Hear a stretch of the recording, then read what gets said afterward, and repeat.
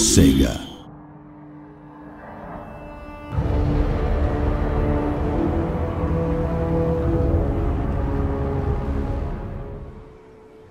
Hello, good evening and welcome to the latest Total War Warhammer campaign walkthrough video.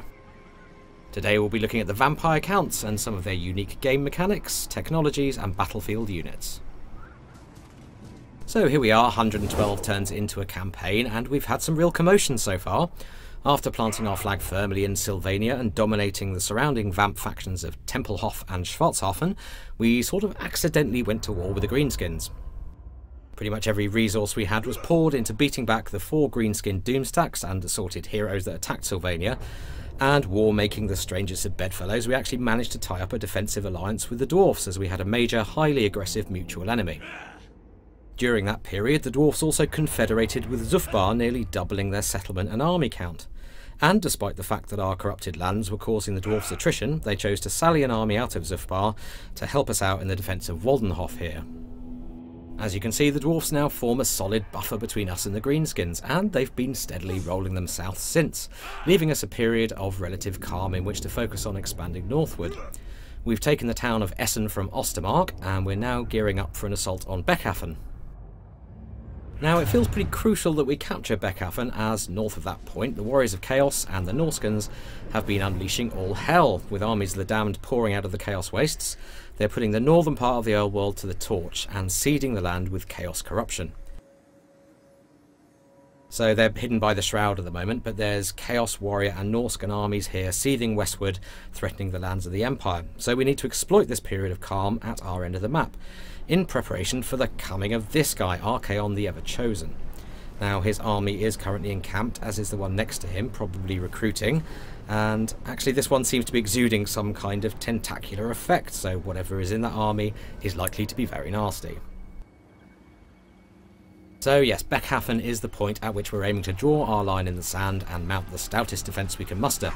After that, hopefully we can beat the Warriors of Chaos back from whence they came. Now, if we look at our objectives, one of our key victory conditions is to bottle the hordes back up in the Chaos Wastes and ensure that Archaon himself is at least wounded. Now, that's going to take some work, some powerful armies and some clever military manoeuvring. Our short campaign objectives also require us to knock out the Empire, which is no mean feat in itself. If we wanted to play for the long objectives, however, we'd also have to take care of Bretonnia and tackle that increasingly vast dwarf empire. In terms of military might, we have a few armies in the mix, but less than we did have. After a recent and rather costly drive to max out our city development, we now have access to some of the highest tier units in the Vampire roster. Checking the building browser in our home city of Castle Drakenhof, you can see that we're now capable of recruiting Terrorgeists, Svargolfs and Hexwraiths. We're currently in the process of replacing our skeleton hordes with these much more powerful units provided by higher tier recruitment buildings, in effect trading quantity for quality.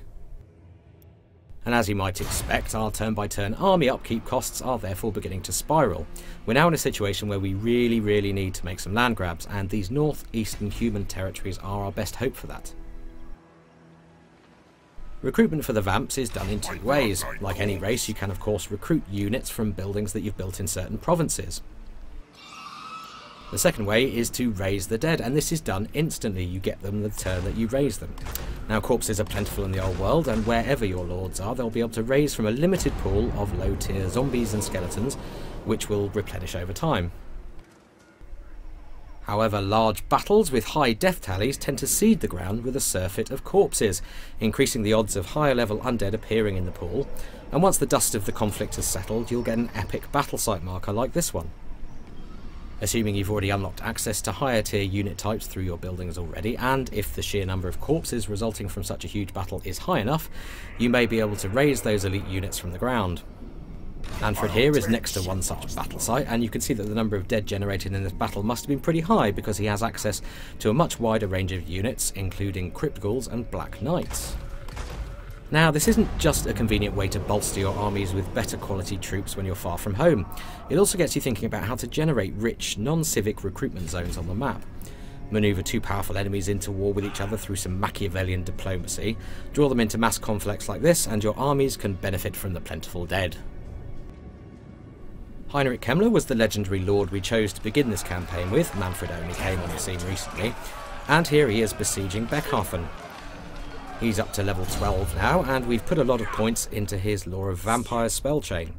If we want to see how those spells look in combat, we can simply right-click them and get an animated view of the spell at work in the spell browser.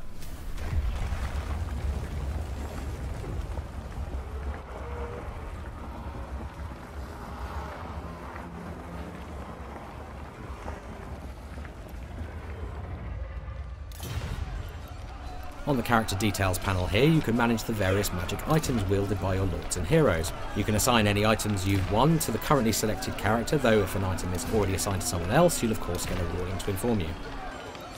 Technology-wise, we're making good progress researching the 4 vampiric tomes. The Book of Archon here brings buffs to zombie and skeleton units, along with Graveguard and Black Knights. De Noiro's Blasphemous Bestiary brings improvements to various bestial units such as Fellbats, Direwolves and Vargheists. Master of the Swarm is actually an excellent early win, as it brings some much needed survivability to your otherwise unarmoured and slightly brittle Fellbats. The Lamian Book of Blood improves many campaign game aspects such as growth, diplomacy and the spread of vampiric corruption. Now, corruption is obviously a really important part of the Vampire Counts gameplay, and you can find plenty of detail on that in our recent Rally Point video. And finally, we're just beginning to make headway into the Liber Necronomica, which improves Crypt Ghouls and Horrors, Cairn Wraiths, Hex Wraiths, and reduces army attrition damage, which is super helpful when your armies are marching on uncorrupted or chaos-corrupted ground. We're currently researching Soulbinder in order to reduce the recruitment and upkeep costs of our newly available Hexwraith cavalry, as they are expensive units, but as you'll see, there are some very good reasons for that. Among other fearsome high-tier undead units, Manfred is marching with some Hexwraiths in tow, so let's take a closer look at them. While the physical stats of the Hexwraiths don't look all that meaty in terms of raw numbers, it's their various traits which make them uniquely powerful. First off, they have super high physical resistance, making them all but immune to regular or non-magical damage. They also cause terror, which brings a major morale debuff to whoever they're fighting. But it's their attacks which are perhaps their most impressive aspect, as they do a combination of armour-piercing, flaming and magical damage, the latter ignoring the majority of regular armour and enabling Hexwraith to literally scythe their way through most unit types. In short, these are some of the best cavalry in the game, and that is reflected in their high upkeep cost. And Manfred is also fielding a Terrorgeist, and this really is the pinnacle of the Vampire Counts roster. A winged, terror-causing behemoth, it has poison attacks and does a staggering 280 points of armour-piercing damage. And as if that wasn't enough, it's also capable of regenerating hit points during the course of a battle. Being a desiccated bag of magically bound bones, however, it is somewhat susceptible to fire damage. So if you're facing one in battle, your flame spells will definitely have a priority target. Okay, we're going to leave Heinrich and the Vampire Counts there for now. Tune in again soon when we'll be taking a closer look at these terrifying high-tier undead units in battle.